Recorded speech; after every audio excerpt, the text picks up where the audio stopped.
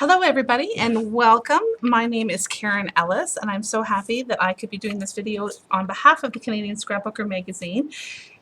If you read the Canadian Scrapbooker, you'll know that I write the Scrapbooker's Gift articles that are in every issue, and I'm so honored to do that. And with that, I also give a video how-to on how I created some of the things that are in the article. So the current issue just is arriving on your doorstep now if you are a subscription holder.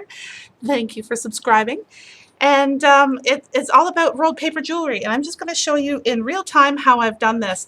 I did step it out for you in the magazine, and if you are a precise measurement taker, I have showed you one way of doing that, and here is another. So to make the rolled paper jewelry, I do have some pattern paper here. This is just a scrap piece. As you can see, I've already used it in another project. This one is from 7 Dot Studio, which is a company out of Poland, who's the designer, Anna Dabrowska, was just here in my studio recently, actually, and I absolutely adore her. And anyway, this happens to be the paper that was on top of the pile, so this is what I'm going to use. I also have a Westcott trimmer. Now in the magazine, you'll see I stepped it out with a ruler. There are rulers right on your trimmers, and believe it or not, some people don't even know that they open up. Just so in case you didn't, the Westcott one does too. So anyway, that was a little side note. I happen to know that the space between where the score line is, where the cut line is on my trimmer, and the top of this silver piece is a 1/2 inch. And so to make things easy, I'm going to make some 1/2 inch wide rolled paper beads. And this is how I'm going to do it. And I'll show you how to use your trimmer, and then you can go from there. I'm going to put my pattern paper into my trimmer, and I'm going to put my left edge of my pattern paper in along that cut line. And I'm going to move my right edge of the pattern paper to the top of the silver line. Just move that over so it's a little centered for you. Now that again is a 1/2 inch mark. I'm going to put my guard down and slide my blade. So there is the first flag to make my tube bead. Okay, now while it's in here, it makes it super easy if you just kind of move the left side up and keep the right side in that scoring area or that cutting line, and then move your blade back down, and that's 2 done. And I'm going to do it again. Move that up, so I've got my left side up, and then my right side is on my cutting blade, and just repeat that until you have as many strips as you would like for your next project. Okay, so I have my paper all set to go, and I went into my jewelry stash and I got out some 18 gauge wire. I'm going to use this just as a guide so that I make sure that the holes in my beads are going to be large enough for the project I want to do. I also have some glue. I happen to use Beacon's 3-in-1 glue as a liquid glue of choice, and I also have a glue stick here. Xyron just came out with a new glue stick that's kind of cool that you could use as well. Any glue will help. Just have it on hand and ready to go. Other than that, it's basically just your fingers and a little bit of rolling. So I am going to zoom in again for you. Here we are, zooming in, so hopefully you'll be able to see this. Here's my 18 gauge wire, and I am going to take one end of my paper and I'm just going to roll it kind of around that wire. This part is probably the most finicky part of it all. Just want to make sure that you have enough space for the wire to go through. And here it is here. See? So now that I've got that set and started, I'm just going to roll it a little bit, because if you can manipulate the paper, it makes it a little easier to get going. This is a fairly heavy cardstock. The thinner the paper, the easier it will be to roll, but either way, it works well for me, so we're just going to go with it. So I am just going to twist this in my fingers like so, and I'm rolling it right up and tugging on it just to make sure it's tight. But I still want to make sure I have the hole in here. So let me just make sure that I still have that going. Yeah, see, there we go. We still have the hole.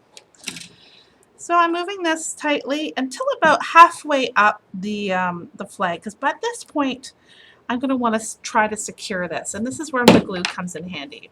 Whether you use a liquid glue or a glue stick, that's up to you. I'll just put a little bit of glue along the rest of that flag. I call them flags because that's kind of the shape they're in. And carefully so that the end is always in the middle. I don't know if you can see me do that. Let me see if I can move up so that it's always in the middle.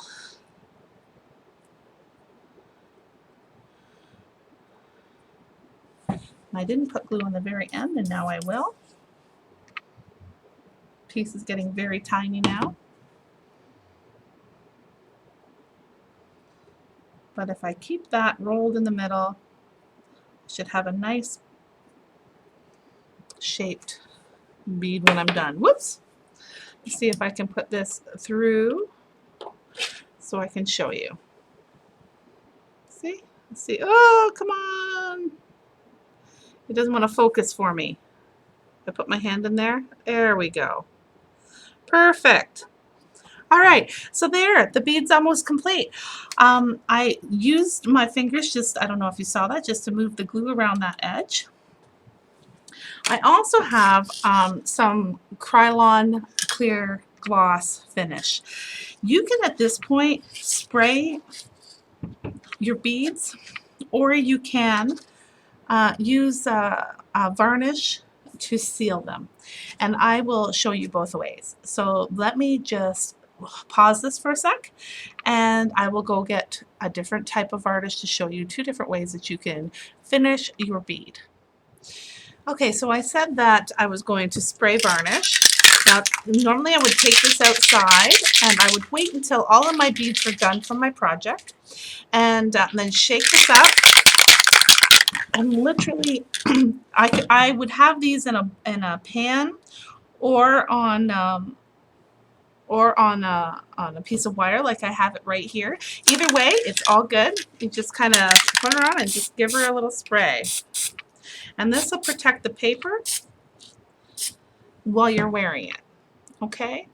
If I was outside, I'm kind of being careful because of the camera right now, but I would just do like a nice even spray and coat the whole thing. I don't know if you can see. Can you see how it's shiny? There we go. Look at that. Beautiful. And then that won't take long to dry at all. Another option is to take some paint varnish, like a gel medium of some sort, and do that and paint it on while it's on the bead. Or as crafters, we often have other things from other projects. Here's a little sample bottle I have of glossy accents. Glossy accents by another name is diamond glaze or crystal lacquer or any of the above. You can use this as well. Just put some on and then just move it on with a brush. But because of the hole, we don't want to cover the hole. Keep it on a piece of wire. I recommend that anyway. So then, and then you can put this on a craft sheet or even stick it in a piece of styrofoam or something because of the wire. You can stick the wire in the styrofoam and let that dry. And when it's all dry, you'll have a nice clear gloss coated bead for your next jewelry project. All right, I hope that helped and that you enjoy making some rolled paper beads. They're a great project to do as you're sitting in front of the TV with all your scraps, right? Anyway, thanks so much for joining me, and thank you for supporting the Canadian Scrapbooker magazine, and we'll see you again at the next issue. Have a wonderful fall.